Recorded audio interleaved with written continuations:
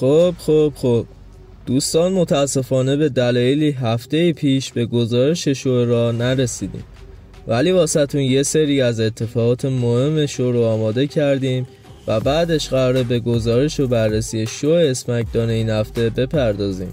ممنونم از همراهیتون. توی شورای این هفته که گذشت، سمی زین رسما حضورش رو توی رویا رامبل تایید کرد و پنتا در یک مسابقه دیدنی موفق شد پیت داون رو شکست بده و در مین ایونت این شو ست رولینز در یک مچ جذاب موفق به شکست درو مکینتایر شد. خب میرسیم به گزارش شو اسمکدان این هفته. شو با حضور کودی رودز و صحبت‌های اون آغاز میشه. کودی به این اشاره میکنه که کوین اوونز نابغه است، اما توی رویا رامبل راه آسونی نداره که بخواد اونو انتخاب کنه. مسابقه جوری نیست که داور کاوری رو نبینه یا بخواد دیکیو کنه. کودی در ادامه میگه من بهترین قهرمان این نسل رو شکست دادم. من پسر داستی رودزم و همینطور شاگرد رندیم و نابودت میکنم.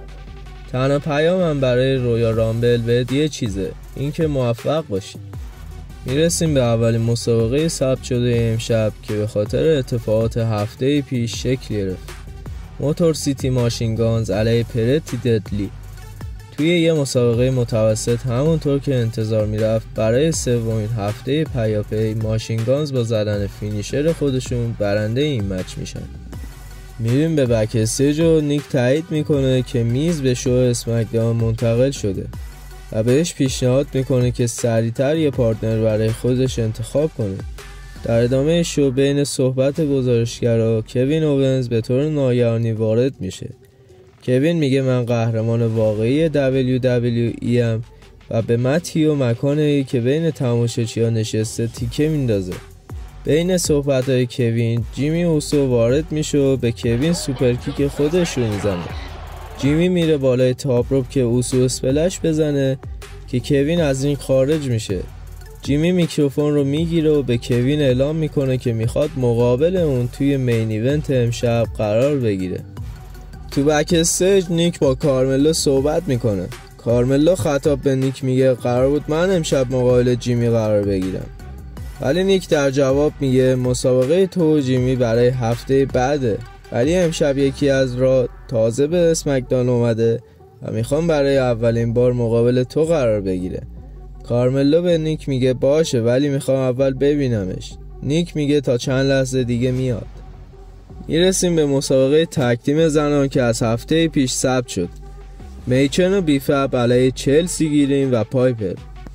در این مسابقه کوتاه مچی که اصلا جذاب نبود، میچن با زدن فینیشر خودش به چلسی اونو پین میکنه و میچن و بیفب برنده این مچ میشن. در بک استیج مشخص میشه که دیمین حریف کارملوه و از راه به اسمکدان منتقل شده. کارملو ناراحت و دیمین از این مسابقه به شدت استقبال میکنه. در ادامه تیزری از شارلوت فلیر پخش میشه و حضورش رو توی پیپر ویوی رویا رامبل تایید میکنه. بعد از این تیزر تیفانی وارد رینگ میشه و شروع به صحبت میکنه که ریا ریپلی بین صحبت‌های اون وارد میشه. ریا خطاب به تیفانی میگه به خاطر کاری که با نایا کردی بهت احترام میذارم، اما کاری که تو کردی با کاری که من قراره فردا شب انجام بدم قابل قیاس نیست. بین صحبت‌های ریا نایا به همراه کندیس وارد میشه. نایا خطاب به ریا میگه که اونو شکست میده و برنده رویا رامبل میشه. بیانکا بلیر و ناومی و لیو مورگان بعد از این صحبت‌ها وارد رینگ میشن و مورگان هم حضورش رو توی رویا رامبل تایید میکنه. ریا و بیانکا و ناومی با کندیس و نایا و مورگان درگیر میشن و نیک میاد و مسابقه 3-3 اونا رو برای الان ثبت میکنه. مسابقه طبق انتظار پیش میره، ولی در آخر لیو مورگان با پین کردن بیانکا تیمش رو برنده این مچ میکنه. در بک استیج مسابقه چلسی و میچن برای هفته بعد ثبت میشه. در ادامه شو میرسیم به مسابقه بعدی تایید شده برای امشب. آپولو کروز علیه جانی گارگانو. مسابقه سرعت خوبی داشت، اما در اواخر مسابقه با حضور موتور سیتی ماشینگانز حواس جانی گارگانو پرت میشه و آپولو کروز با رول کردن جانی برنده این مچ میشه. در ادامه شو میرسیم به مچ بعدی که از هفته پیش برای امشب ثبت شده بود. LA نایت علیه تاما تانگا. جیکوب فاتو که همراه تاما تانگا وارد میشه چند بار سعی داره که تو مچ دخالت کنه، اما در آخر LA نایت اونو با مش نقشه بر زمین میکنه. بعد از زدن BFT خودش به تاما و پین کردنش برنده این مچ میشه. بعد از مچ جیکوب شروع به زدن LA نایت میکنه و اونو روی میز میندازه که بران رسترومن وارد میشه و به کمک نایت میاد.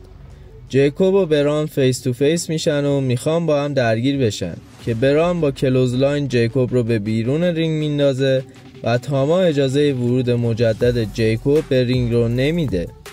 در ادامه نیک به گریسون و آستین اعلام میکنه که اونا به برنده را منتقل شدن و ناکامورا هم حضورش رو توی رویا رامبل تایید میکنه. میرسیم به مسابقه که همین امشب تایید شد. دیمین علیه کارملو. شاید مسابقه خوبی از کارملو بودیم، ولی نتونست با زدن فرست 48 خودش دیمین رو تسلیم کنه و در آخر دیمین با زدن کلوزلاین سنگین و چوکسلم خودش برنده این مچ شد. و در بک استیج مسابقه سر کمربند تگ تیم مردان توماسو چمپا و جانی گارگانو علیه موتور سیتی ماشین گانز در رویا رامبل توسط نیک ثبت میشه. میرسیم به مین ایونت امشب که همین امشب ثبت شد. جیمی اوسو علیه کوین اوونز. مسابقه جذابی رو شاهد بودیم. مومنتوم به سرعت بین دو کشتیگیر عوض میشد و جیمی تقریبا همه کار کرد تا بتونه کوین رو تسلیم کنه، اما کوین تسلیم نشد. در اواخر مسابقه کوین میره برای استانر که جیمی اونو بدل میکنه و اسپیر خودشو به کوین میزنه و میره برای اوسو اسپلش که کوین اونو از بالای تاپ روپ میندازه و پاپ پاوربام به خودشو به جیمی میزنه و برنده این مچ جذاب میشه. بعد از مچ کوین جیمی رو میبره روی میز گزارشگرا و میخواد بره برای پکش پالا درایور خودش که کودی میاد و به جیمی کمک میکنه و با کوین درگیر میشه. کودی سر کوین رو به پلکان فلزی میکوبه و اونو میفرسته داخل رینگ و در اقدامی عجیب شو اسمکدان این هفته در این لحظه به پایان میرسه و باید منتظر شو ویژه ساتردی نایت مین ایونت فردا شب باشیم. خب دوستان، رسیدیم به آخر ویدیو. نظر خودتون رو واسه اون کامنت کنید و اگر ویدیو خوشتون اومد چنل رو ساب کنید تا از ویدیوهای بعدی مطلع بشید. تا ویدیوهای بعدی، بدرود.